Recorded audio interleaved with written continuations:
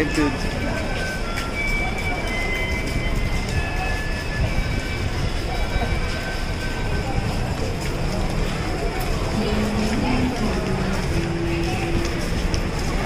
நான் கோழி கடைக்கு போனேன்.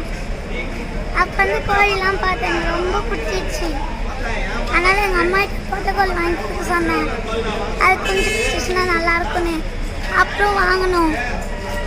வாங்கி சேவல் ஒன்று வாங்கினோம். அப்புறம் பொட்டை கோழி முட்டை போச்சு.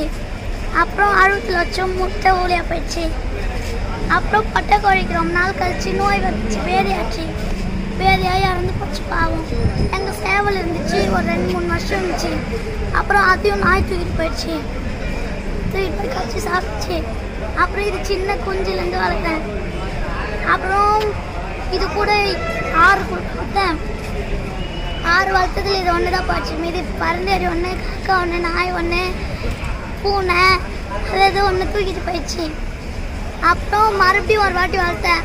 யாராவது தூக்கினாங்க. அதை நானும் எங்கள் அம்மாவும் ஒரே கத்தி நைட்டு பூரா சுற்றிருந்தோம். அதுக்காக பட்டினியாக இருந்தோம். அவ்வளோ கஷ்டப்பட்டு சுற்றினோம். யாரோ தூக்கினாங்க. அப்புறம் தோசையெல்லாம் கேட்டு பார்த்தோம்.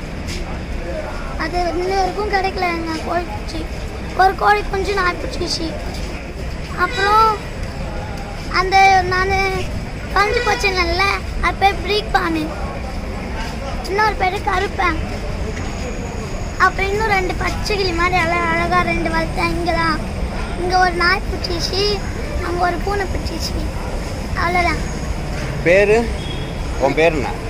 My name is Parameswari. என் பேர் ரிங்கா.